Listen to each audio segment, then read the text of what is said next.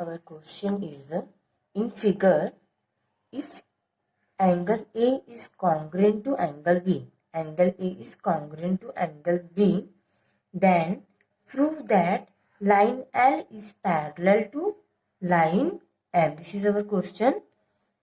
Now first we write the given thing. What is given in this? There is a line N is a transversal of line L and M. This is given. We write first line N is a transversal of line L and line M. This is given. And angle A is congruent to angle B. This is given. And we have to prove line L is parallel to line M. Line L parallel to line M. In last session, we did a interior angle test. We will use that to prove line L parallel to line M. Now we start our proof. Now we start. See, angle A is congruent to angle B. This is given, and we have to prove that the line L is parallel to line M. Means we have to prove there is a interior, and we will use here interior angle test to prove line L parallel to line M. We will use here interior angles test. What is interior angle test? It says if the interior angles formed by a transversal of two distinct lines are supplementary, then the two lines are parallel. Suppose there is an angle here C. Suppose there is an angle C, and here there is an angle D. Means if we prove angle C plus D equal to 180 degree, if these things happen, then the line L is parallel to line M. Now we start our proof. First we write line N. Line N is a transversal of line N is a transversal of line L and line N. Transversal of line L and line M. And angle C, then angle C is congruent to angle B. Angle C, we can clearly see here, this is a congruent. Angle C is congruent to angle B. And what is the reason? These two angles are vertically opposite angles. And the reason is vertically opposite angles. Therefore, angle C is congruent to angle B. So this is our equation number 1. Now here there is an angle D and angle A. This whole angles look like a straight angle. Means the sum of these two angles will be a 180 degree. We write here angle A plus angle D is equal to 180 degree. And what is the reason? Because the angles in a linear pair. Reason is the angles in a linear pair. This is our equation number 2. Now, angle A is congruent to angle B. Angle A is congruent to angle B. This is given. Suppose this is equation number 3 and this is a given thing. Now, we substitute the value of equation 3 in equation 1. Therefore, now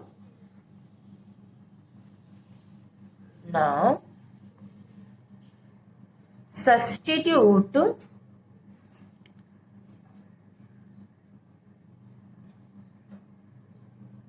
equation 3 in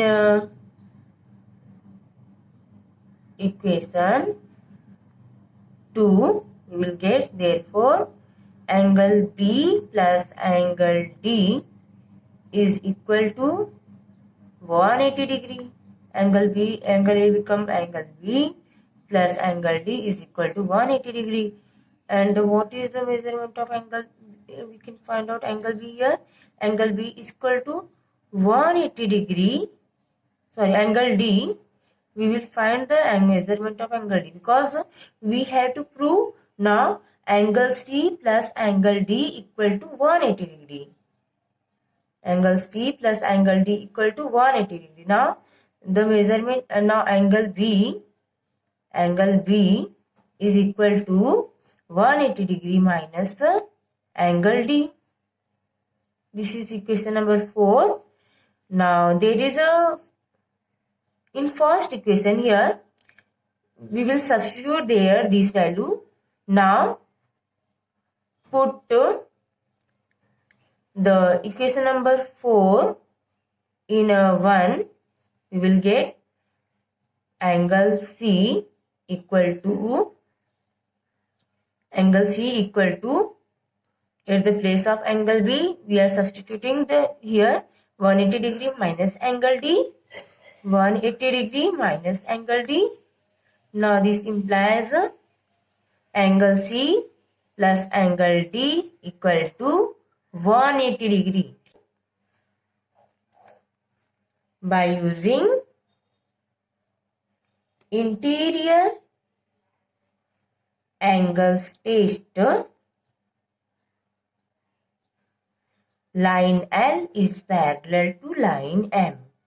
Line L is parallel to line M. Now we got the proof. Our question is given in this figure, if angle A congruent to angle B, where is angle A? Angle A is congruent to angle B. In this figure, if angle A is congruent to angle B and angle X is congruent to angle Y, then prove that the line L is parallel to line N. Means we have to prove the line L is parallel to line N. Now we start our solution. First we write the given thing. What is given in this problem? There is angle A is congruent to angle B and angle X is congruent to angle Y. This is given, and we have to prove line L is parallel to line N. We write line L is parallel to line N. Now we start our proof. This is given, angle A is congruent to angle B and angle X is congruent to angle Y. Now there is a line K, which is a transversal of line L, line M and line N. Now first we use these two parallel lines. Suppose the line K, this is given, line K is a transversal of line L and line M, of line L and line M. If this is a transversal of line L and line M, means and we had to prove these two line L and line M are parallel lines. Now we don't know whether they are parallel or not. We have to prove these lines are parallel lines. Now suppose there is an angle C. Angle C is there, and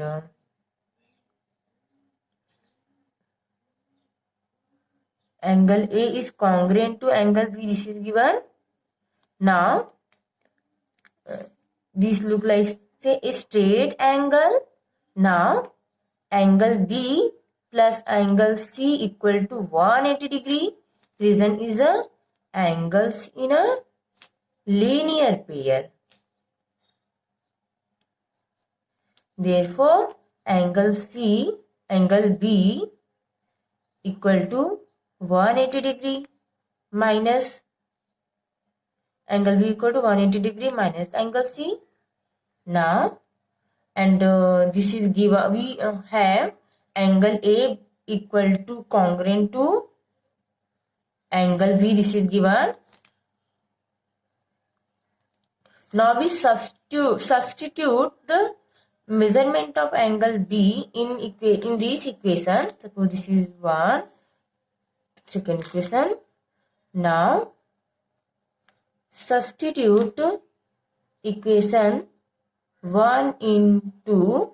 We get angle A equal to, at the place of angle B we write 180 degree minus angle C. This implies angle A plus angle C equal to 180 degree. Angle A plus angle C equal to 180 degree. And angle A and C are interior angles on the same side of the transversal. Now, therefore, angle, now we write that is a pair of interior angles. That is a pair of interior angles on the same side of the transversal.